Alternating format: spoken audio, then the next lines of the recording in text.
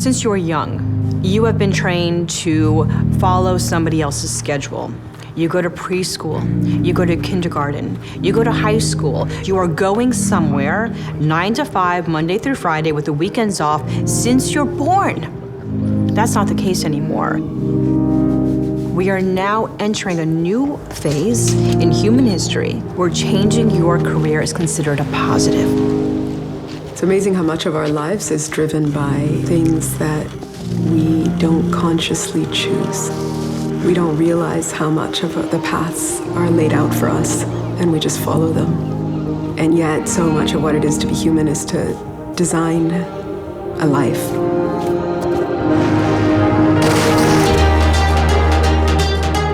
What you're breaking is this social structure that says you have to work Monday to Friday, 9 to 5 to be a success. That's a falsehood.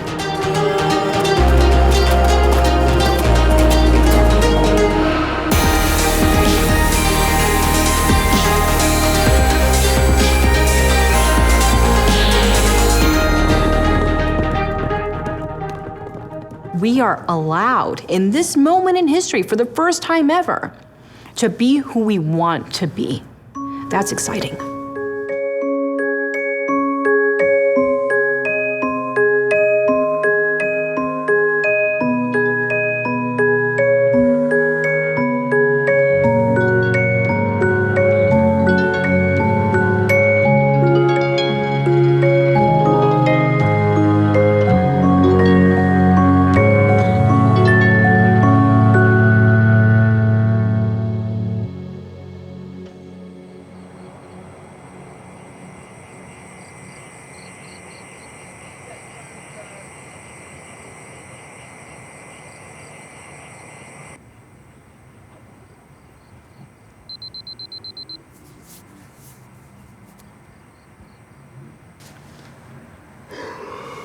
It's hard for me to try to gauge of everything out there, of all the infinite possibilities that I feel like I can do, to just focus on one, just pulling it out of the blue and figuring out what that is. I feel that today the options are limitless. And the biggest question is what is it that I want to do? I feel like if you just had someone to tell you this is what's going to be better for you, wouldn't that be nice?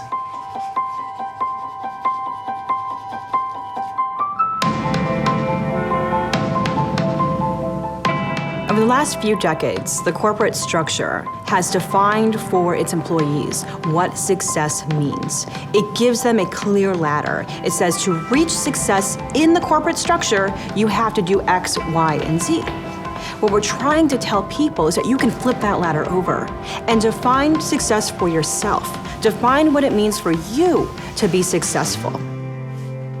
Where we spend the majority of our time now is at work. And to ask that our work doesn't have meaning for us is just too big of an ask. And so I think there's just this moment of awakening of just wanting our work to have deep meaning for us. End of today, this is the start of. It's quite difficult for successful people to flip the ladder. Going to a job that maybe isn't as high paying or high status can be a really difficult choice.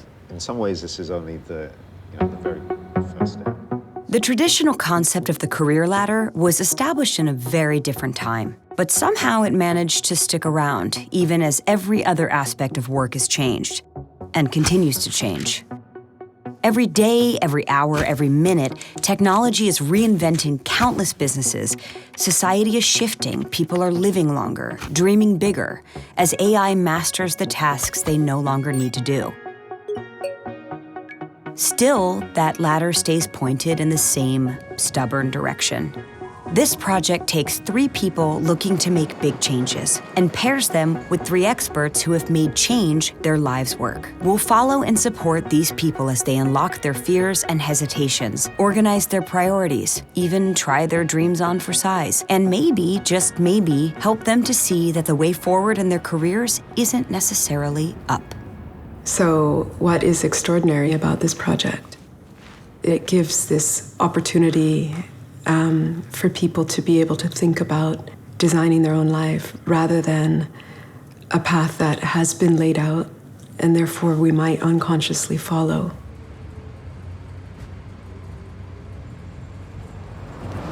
I was raised by a single mom who has 4 kids, one of which is very sick, so money has always been sparse around us. And one of my biggest fears is putting myself out there and then falling flat on my face. For me, personal training is more of a hobby than a career.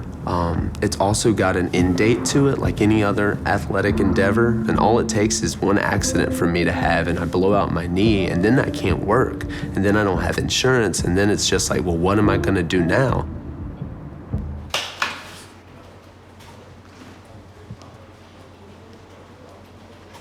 The scariest thing to me is the fact that I don't understand where I'm supposed to go or what I'm supposed to do, but I feel like I am supposed to do something.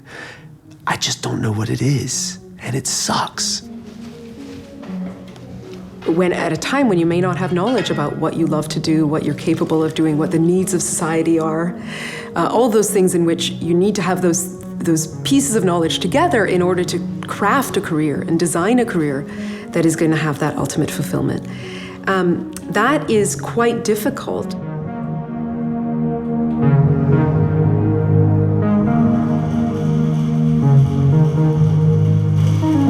I've always feel like I've been this lost ship with a sail that's just going back and forth about like, which direction do I go? Which way is the current pulling me?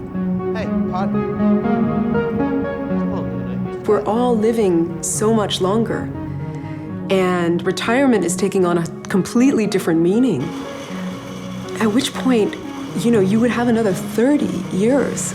That's a long, long time to be not doing what you love and to not bring the world what you're capable of bringing.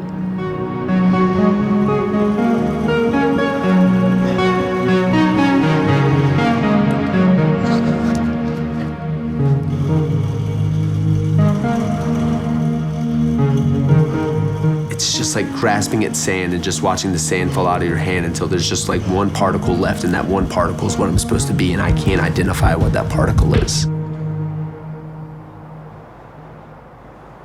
I wish I could, but I'm just at a loss for it right now. The consequence of being where we are in today's society, where you can choose what you want to do without being shut down by society for not matching the stereotypes, is that there's too many options. And so we see people paralyzed by fear. When you don't know what to do, when there's doubt, studies show people do nothing. I think the key to overcoming the paradox of choice is to make little mini experiments in all these different options. If there's anything I learned from social neuroscience, it's that you don't know yourself as well as you think.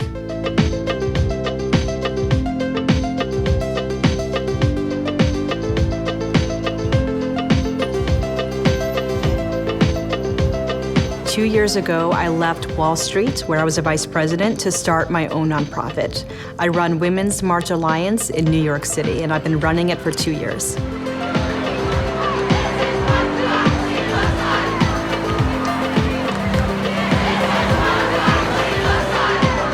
We are not the same women we were 2 years ago. We've changed. We're stronger. We've thrust the door to equality open with such a force, we've knocked it off its hinges.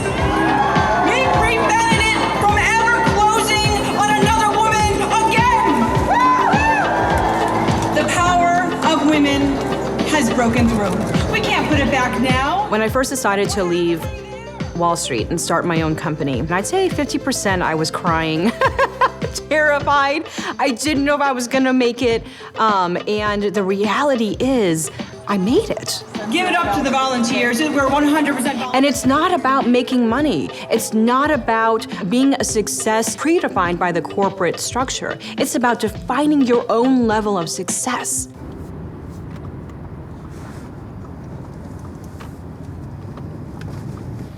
So I'm on my way to meet Jacob. Jacob is really interesting. Jacob has such a diverse background. He was in the U.S. military. He has a degree in chemistry. He's now a personal trainer. And I think he's just looking for a little bit of direction and a push. And we've got just the push for him. I think we're really going to shake him up and get him right on the direction that he needs to go. So I'm actually really excited about this.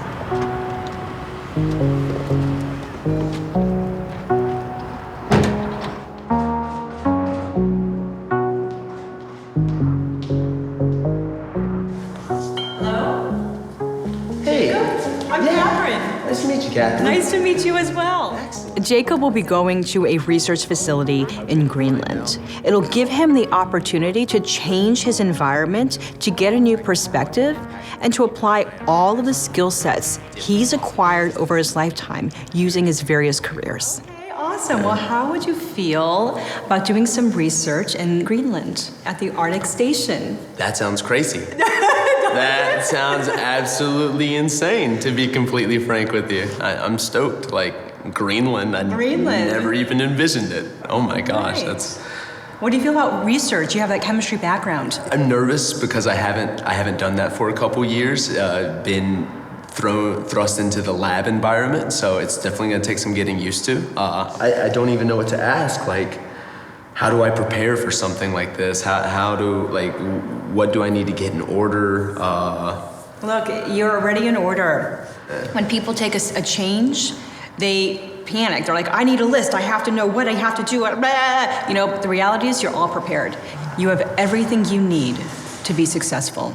You have a great attitude, keep an open mind, and do not set expectations. That is what leads to failure. You're like, I have to get this done in Greenland. Just go. That fear of failure, how do you overcome it? Because I think that's the scariest thing out there, is having it in your heart and your gut that you know this is what you should do, but when you go and you do it, you fall on your face. Can you work as a waiter? Yeah. Can you work online? Can Yeah. you come back and be a personal trainer? Absolutely. Okay, so you're never gonna be poor.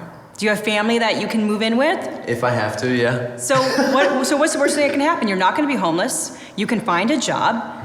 If you take that step and you have to go back to work, your resume is that much greater. You have that much more of a skill set, and you can charge that much more for what you're offering. Yeah, let's do it. Let's go to Greenland.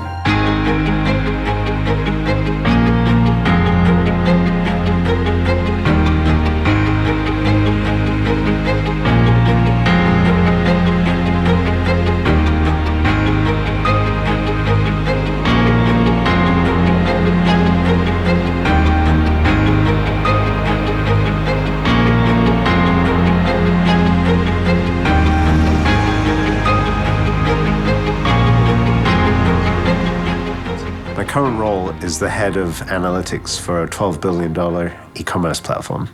I work for the largest sports brand in the world. I think my definition of success is impact. So being able to see some level of change. Sometimes you have to just go with the grind, and that's just part of working. But being able to see the impact of the work that I do, both on the bottom line, but also on the people around me, that's what I find most satisfying. Hi, guys. Sorry, I'm late again. At least objectively, from the exterior,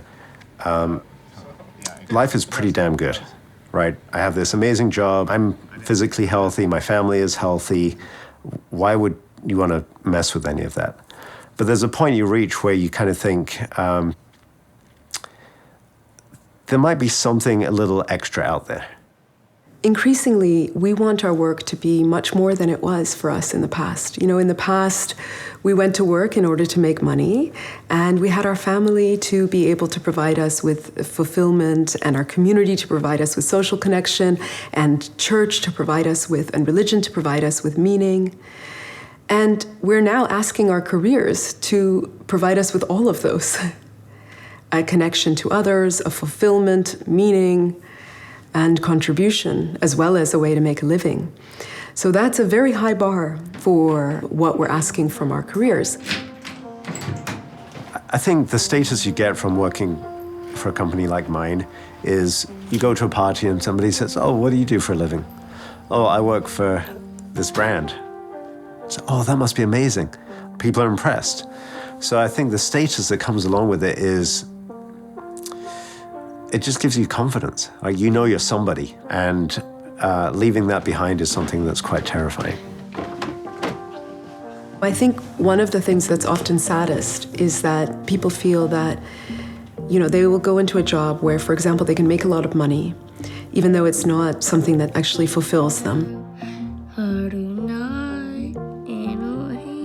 One of the things I do want to be able to prioritize a little more is the important moments in my kids' lives. The big thing I've learned from Isaac is he doesn't give a shit what your job is. Kids don't care about that stuff. They care about how kind you are, how good you are at playing with cars, and stuff like that really does matter.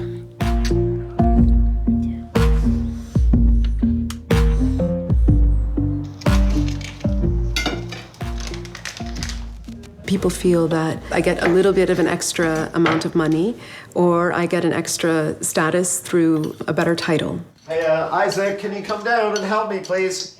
Thanks. And those are important as human beings. I'm not going to discount that those matter to us. They matter to us. All right, you definitely don't want those oranges? But they often are limited in how much they can eventually motivate us over the long run. Okay, boys, ready to go get ready? Yeah. Okay, let's go. When you have a kid with special needs, it makes you think about the long-term elements of their life. We know that we're not going to be here forever. And we want to make sure that he has as good a life as possible. Oh my God, how did you get so handsome? Huh? Oh! The thing that we have in mind is to build a home for Isaac. A home where he can feel comfortable, where he can have a sense of community. He can be surrounded with people he loves, even when we're gone. Here you go, pal. Oh my gosh. If I think back to, my dad's generation, my grandfather's generation, they are so grateful to have a job that's comfortable and lifelong. And I have that. So I really struggle with the thought that I might be throwing away so much of what I already have. Let's go, come on. Let's go. All right, come on, guys. I think we're a mix of motivations. I think we're certainly motivated by our own desire to better our condition. And we're also motivated by the desire to contribute and to make our impact on others in a positive way. And that is the part of us that maybe has not been as well addressed in the workforce. Nava Ashraf and her team have launched a pioneering theory called altruistic capital that builds on Adam Smith's classic thinking. Smith found that there were two key things that drive people: self-interest and doing good for others. Self-interest is a concept that has been exhaustively explored in the world of work. It's a given that when we want people to do better, we offer them the prospect of a higher salary, a nicer office, a better title, and so on.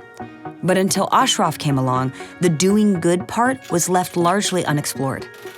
What her research confirms is that people are equally driven by wanting to create a positive outcome for others with the work they do. It's not only about feeling good, though. Altruistic capital works just like any other capital. It can be accumulated, and it can be depleted. We often think about, doctors and teachers, they're highly altruistic, bankers, they're in it for the money. So the banking sector, for example, has an extraordinary role in social welfare. The allocation of credit to productive activities is incredibly important for society. But over time, bankers have become disconnected. So you can think about any job.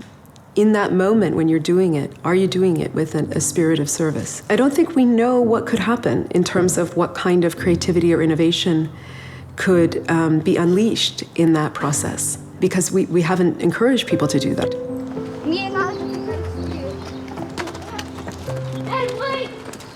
And I realized that when I'm engaged in my community, that's when I'm happiest. So I started thinking about, okay, is there a job or a business out there that I could come up with that would allow me to be just as quote-unquote successful, but also be more engaged with my community. Hold on. Is your foot in?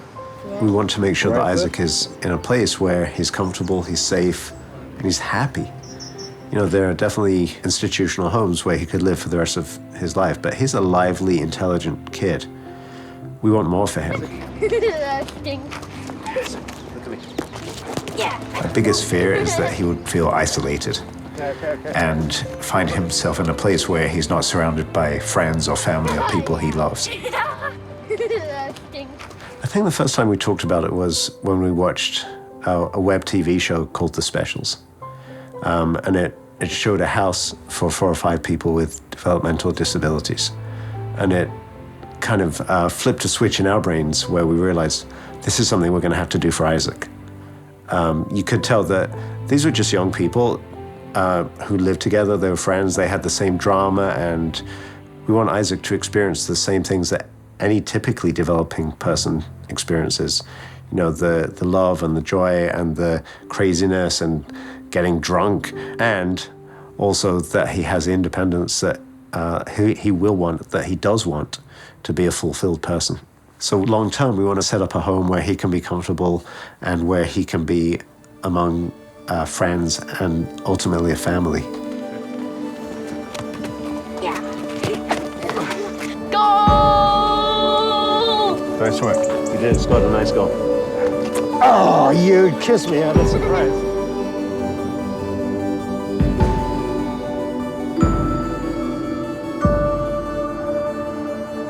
Min första julafton jag jobbade i Stockholm, alltså julafton 1990. Då jobbade jag på julafton och gjorde vi kvällstur i det huset. I work as a legal advisor at the Swedish police. I'm the head of 10 lawyers, and in many ways I'm exactly where I want to be in my career. I guess people around me would describe me as a very determined person and someone that's always been focused when it comes to my studies and my career. One of the most interesting things now is to work with so-called major incidents, like high-risk soccer games, demonstrations, and during those operations, I function as a legal advisor to the head of deployment. But sometimes I can almost feel stuck. It's almost like I'm caught by everything I've achieved. And I've worked so hard to be where I am and actually never tried anything else. So when I see really brave people around me who dare to make drastic changes and live their dreams, I envy them. Because my dream feels so far away. Since I was a kid, I've had this dream of living and working at a ranch.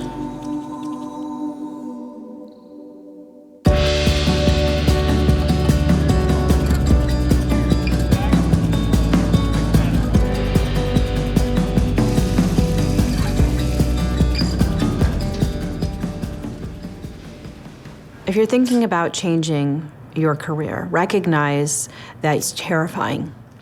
But you're not the only one who's terrified. Everybody who changes careers is terrified, but they do it anyway. And I'll tell you, I've never met somebody who's changed their career that wasn't better for it, that wasn't saying, oh, I was afraid at first, but after doing it, they're a better human being because they found a piece of themselves, courage, that they didn't know was there before.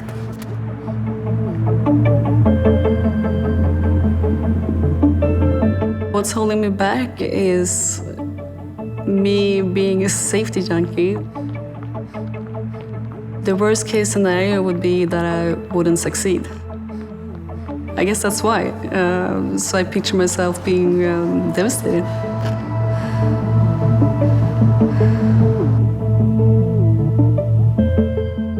The thought of walking out of the door, carrying my little box of possessions, if I do this, it's going to be hard.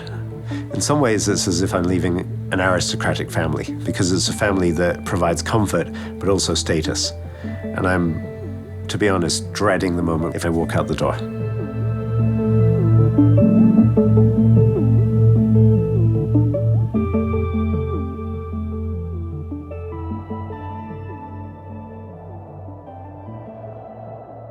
I think it's very hard when people tell you follow your passion. How do you know what your passion is? That's a very difficult thing. So instead, I think what I would say is develop as many skills as you can and find out what lights you up.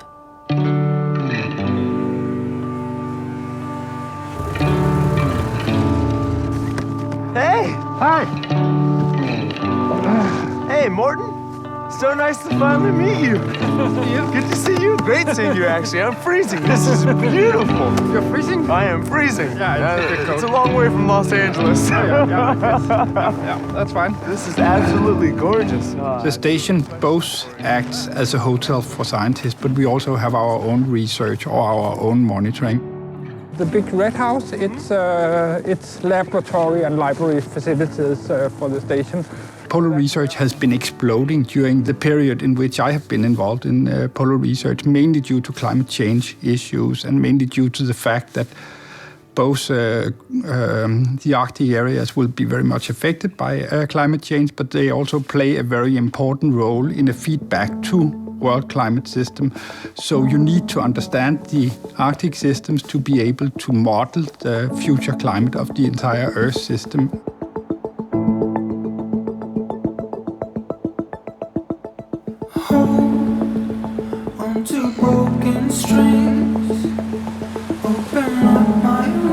Hi, Daffod and Carol.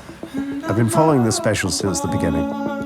In large measure, as a result of seeing the specials and the inspiring home you have built, I've been thinking a lot about the idea of breaking the cycle of corporate climbing and refocusing on something that is different or more aligned with my personal values. Ultimately, my wife and I have in mind a place where our own son Isaac can live when he grows up. Isaac is 9 and has Down syndrome. I wonder if you'd have time to meet with me to talk about how you set up the house. I feel like you might also be able to give me the final push I need to take the step of setting up a home for Isaac. All the best, Robert. I'm super excited to be here. I never thought I would actually do this. My brain tells me this is crazy. Home where I left my skin and I'm up onto broken strings. Open up my wings and I'm up above.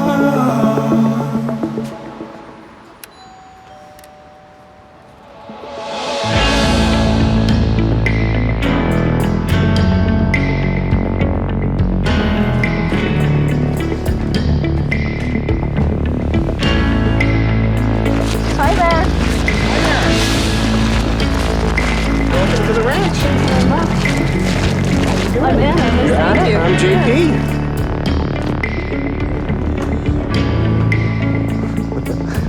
You must be Lewis. Yep. Robert, nice to meet you. Thanks. So what makes you want to do ranch work? Normally work as a lawyer. A lawyer? So it's a lawyer working a bit on a ranch. Hello. Robert, nice to meet you. Finally. Yes, indeed. Finally. Sam. Hi, Sam. Robert, nice to meet you. Have you worked with horses before? Never. Maybe we can turn you into a cowgirl. I hope so.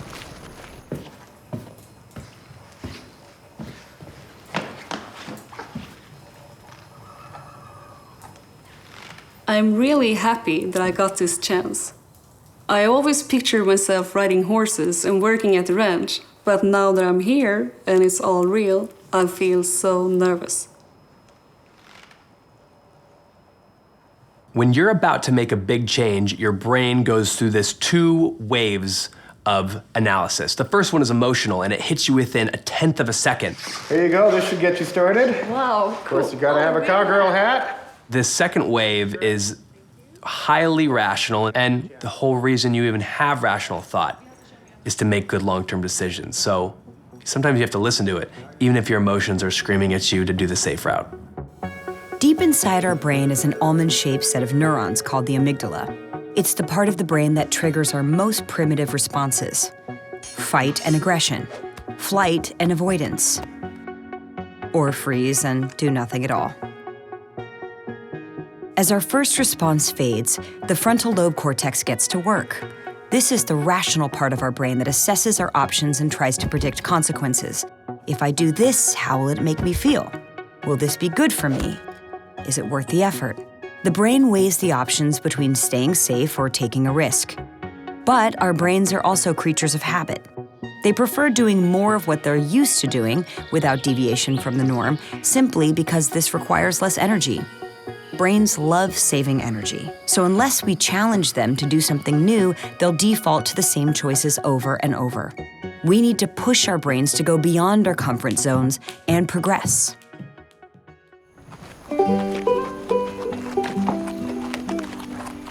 And then pull yourself up. Wow, you've done this before, haven't you? Well, twice. Twice? Well, that looked very good. It's normal to experience fear and anxiety when considering a massive life change.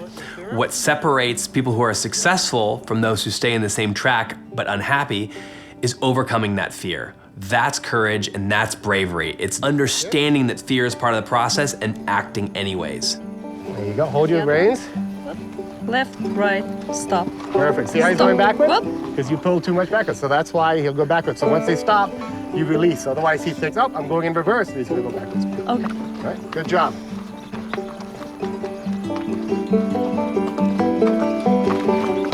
You know, I've always had this romantic image of mountains and sunset and sitting on a horse. Well, what's holding you back then? I guess that I don't have experience. The experience can be had. Just got to do it. Mm-hmm. Yeah. Let's go. Kick him. What are the most important skills you need to have to run a ranch? You got to believe in yourself that you can do it. No matter how many people tell you you're crazy or that you can't do it, you just got to do it. And believe in yourself.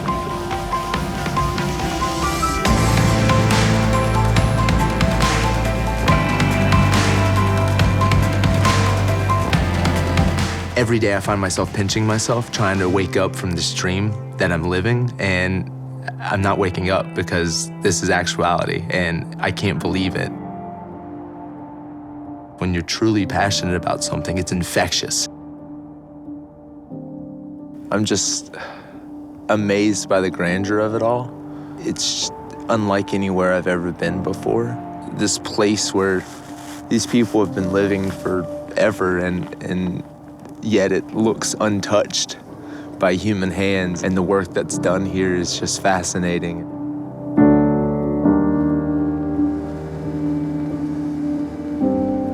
Coming here has just given me a whole new perspective on so many things, but it's confirmed a thought I've always had, in the sense that this world has so much to offer and so much to see and so much to do, and I just want to take as much of it in as I can.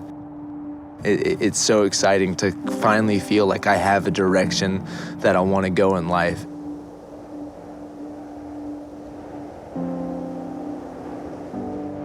Okay, so tomorrow we are going to do some marine sampling, and for that purpose I need to prepare. I wanted to be a doctor from the time I was a kid. So I got my chemistry degree, and during that process, I realized I'm not very scholastic. I was never the kid excited to go to school. I was the one like, how can I get sick so I don't have to go to school today? I'd much rather play outside. And before I realized that I was so far ahead of the game that going back was just going to be a waste of money and time. And as we get older, time is the most valuable thing we have. Have you seen any changes since 1994 that are profound when it comes to marine life and marine levels? Yeah, definitely. When I was very young, I wanted to be either a professional cook or a sailor, but my parents had some kind of idea that one of their kids should be an academic. But I drank too much and smoked too much during high school, and I came out with a not very high degree. And then I think I applied 2 times to get into the medical university in Copenhagen. And then the second choice, and I decided on that it could probably be a good job to be a priest also, because there was some philosophy and stuff like that. So I thought I ticked on theology on the application form, but I actually ticked on geology. So that's how I ended up in natural science.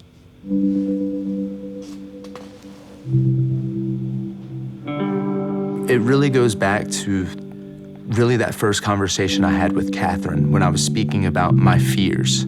And I've always, my whole life, allowed the financial question get in the way. And I actually had a similar conversation with Morton. And he said very much a similar thing to her. Don't listen to that voice. You have people that love you. You have people that care about you. And that's my biggest lesson I've learned, is to just basically make that voice shut up and just go jump off the ledge and do it, because we only get one chance. I only have one chance, and every opportunity I have from this point forward, I'm going to say yes to, because why not? At the end of the day, why not? I have people that love me, I have people that care about me, and I have people that aren't going to let me fail, and I'm not gonna let myself fail. So I'd say above all, that is the biggest lesson I've learned, to just jump in, just jump all the way in. I'm not willing to go back to the way I was living life before, because it's just the day-to-day, and I'm not after a day-to-day life. I'm after something more, and I think I'm gonna have that ability, and I'm gonna pursue it till the day I die.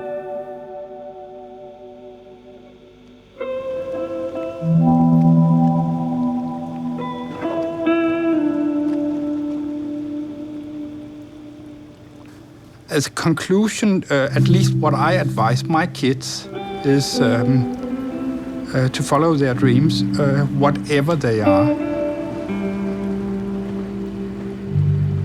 Be engaged and perform well, and then life will take you in positive directions, I think. You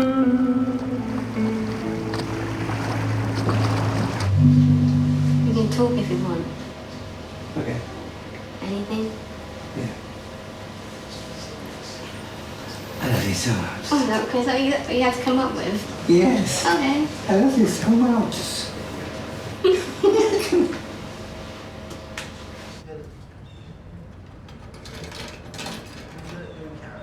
I'm quite good at feeling. You do it. Find it difficult, do it away from you. Cool. Straight in there? Straight in there, mate. Okay. Yeah. And that hand. That's it. Take the big sticker off the front first, if you can. Oh, I've got peeler in there. Got peeler in the How does the rota work? Like, do you have to cook or do cleaning on a certain day? I think we're gonna die. What's this? So what are we in now? Lewis. Lewis. Lewis. Are we week one?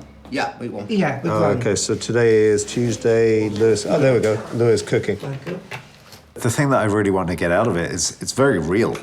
I want to understand how they got it set up. Like, what does a really, really good group home look like? And it's very practical. So that if we really do it, we've really thought it through. So I'm hoping to learn from Dafford and Carol's knowledge and their experience. I was working as a special ed teacher, and I really couldn't leave the guys that I was teaching. They were moving on, the progression was towards the end of their schooling. They would have been 17, 18, and they're out in the wide world. Right. So I couldn't leave any of them like that. And Carol was looking around and she could not find anywhere that wasn't clinical. You know, there'd be signage on the walls everywhere saying, you know, fire door, this, that. It wasn't a normal home. There was no environment of it being their own home. And that's key, their own home. In any sort of family or group, sometimes there's problems, like one person has an argument with someone else. How do you figure that stuff out? Oh, we just solve it in 1 minute, don't we? Yeah. We solve it in 6 seconds. Normally, with friends, they get together as a group. We do normally go out on Friday nights. That's the secret then. Can you remember what the final thing was that pushed you over the edge to say, we're doing this? It wasn't organic. It literally was. This has got to happen. There's got to be change. There's got to be change in this system. That chance at living a life like I do, like you've had, that's what pushed me over the edge. So really just do it and show it can be done. It's not rocket science. The things you need is is a house to live in, money to live on, and money to pay the staff to care for you. Right. That is it. So is it one of those businesses where you can't ever go on holiday, or like if you ever, you're getting calls in the middle of the night all the time, or? But do you know where I went on holiday this year? With the guys. Yeah. But that's one of the things that worried me a little bit was that it's clearly not a huge money-making business. But I think there's other ways to approach it, kind of a real estate perspective in mind, that we could build it into a pretty viable business. I don't think we're immediately going to get rich off it, and that's never been the goal. But if we can use it as a way to, primarily build amazing places to live, but secondarily, use it as a way to build equity in real estate. I do want to have the flexibility where I'm not on call 24/7, because I don't want to be a parent forever. You can do that. Yeah. You can do that. It's just our choice. Right. Making money out of care is morally a little bit of a minefield, right? Because I never want to feel that I'm taking advantage of anybody who's in a vulnerable position to make money. But at the same time, I don't want to worry about, like, okay, when I die, who's going to run that business? It has to be financially stable enough that somebody could come in and buy the business or run the business, or we could hand it over to another organization to run for us. But in order for that to happen, it has to be financially viable.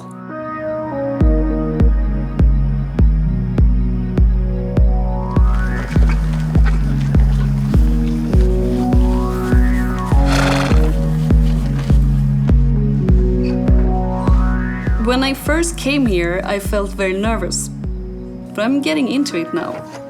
Early mornings, late evenings, doing things that I never tried before. And I realized I would actually be an asset here. Morning, Wes.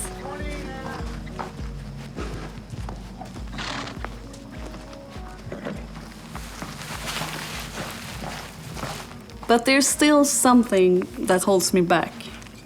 Maybe an idea of who I should be. Expectations I imagine from people around me, and also my own definition of being a success and making a career. The top social structures that I find hold people back is expectations from money, expectations from your family that you will be a success, expectations you put on yourself. Those expectations are going to keep you sitting at your desk, bored, miserable, and bitter. Stop putting expectations on yourself and just believe that you can. Hey, Anna. Yeah? You go ahead and go and throw hay to that horse there. I got hay laid out, and throw hay over to the other horse you give medicine to. Okay, sure. Thank you.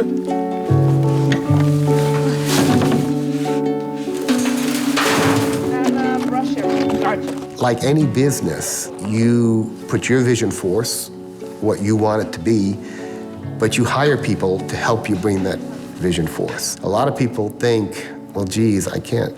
Maybe I don't know how to ride, or maybe I don't know how to treat guests, I don't know how to run a hotel, or any of those things. This is why you hire people to do that. Because the one thing is, you can learn from them. And, I learned from a lot of my staff out here that may be more skilled at some things than I am. And then you learn from them, and before you know it, you've got that skill that comes with you. JP has truly been an inspiration, and he has taught me that it really isn't that difficult to change career if I want to do that later. And he also gave me insights about my skills and that I could use them in other careers too. You can imagine all these thoughts going through Anna's head, and I can imagine that that's why there's so much anxiety over a dream. It's the uncertainty about what it takes. Well, working at the ranch is, there's a lot of hard work, You have to go up early in the morning, do a lot of things. So it's harder than I thought.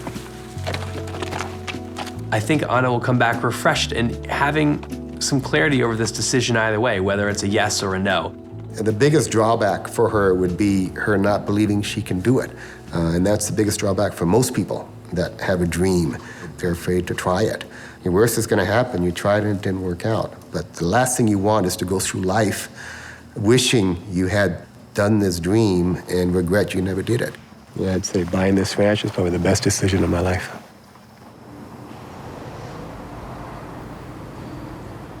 All right, so one of the other things I was wondering was, how often do you speak to your parents on the phone? I talk to my mum like once a week or 4 days or something. Okay. Yeah. I was there, but also not there. I was there physically and engaging and learning, but also thinking about like, what are the implications for my life, for my family. Amazing. And I think that's what just put me in this bubble where, okay, now this is going to have to happen. I'm going to have to quit my job. I'm going to have to figure out the funding. We're going to have to work out the business model. We're going to have to really understand what it is that people want from a home. And all of these things start becoming real. In business school, that's one thing. It's a business case. But in real life, it's very different when you're dealing with real people's lives. And I think that was all starting to hit me at once.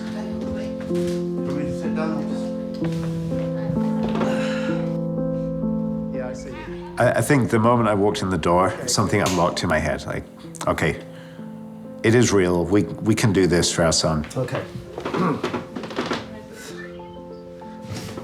Okay, see if you can recognize these people. Hello. Yeah. Hello. Hello.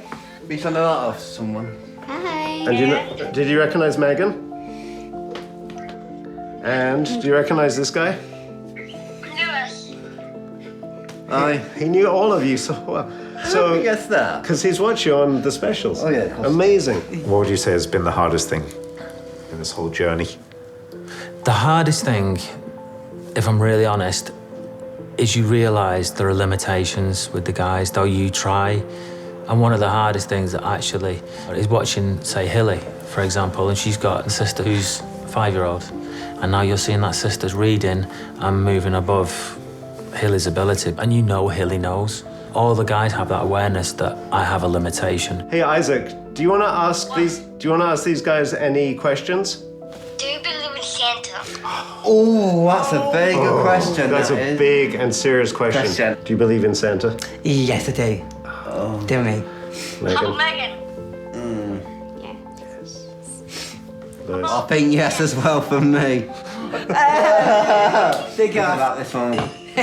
All right, on that excellent note, we're going to say goodbye. The life that Isaac wants for himself, I saw reflected in the home today. Bye, Isaac. Speak to you soon. Bye.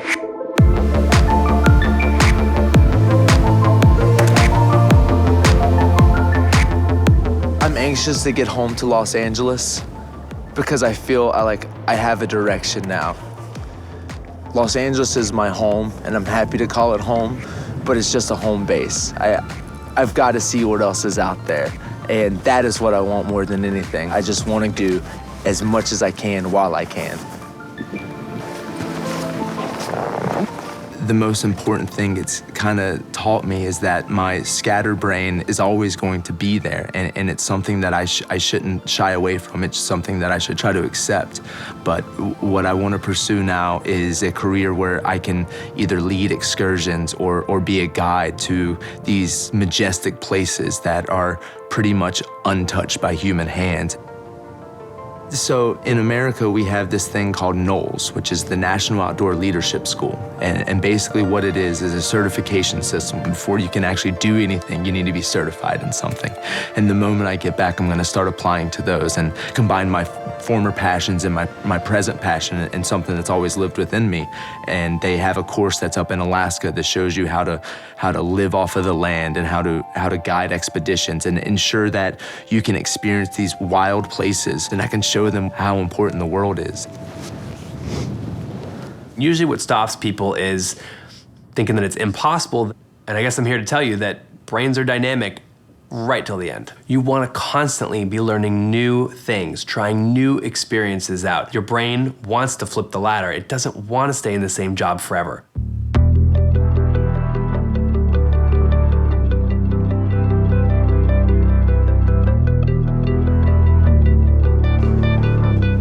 I don't remember actually when I felt this stressless and at ease.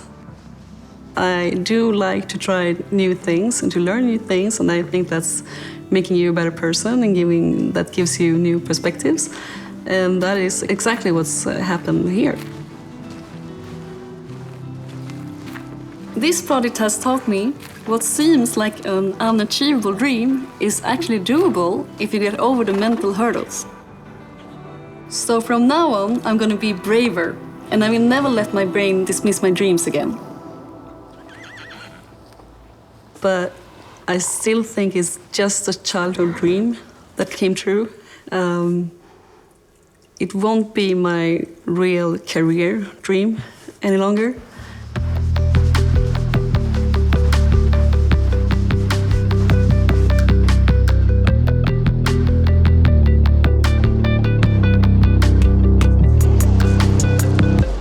Hey, how are you?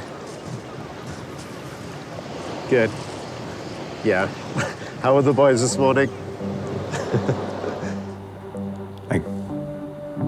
We're just going to get going. We're going to get started. And it's really weird to say those words out loud, but I think we should do this. I really believe in it. And look, if anyone can do it, we can, right? Of course. So, are you in?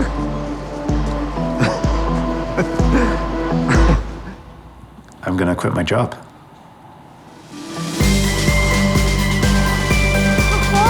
I can't believe it. We're actually gonna do it. All right. Okay, it sounds like you have to go. I love you so much.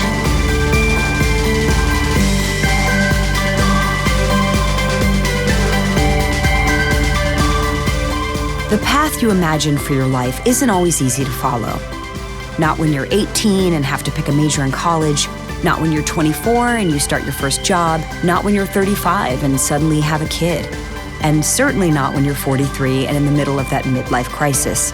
The truth is, there's no such thing as a straight path. Moving through this world is messy and wild and unpredictable. But when we open our eyes and our hearts to new challenges and new opportunities, we will always end up exactly where we're supposed to be.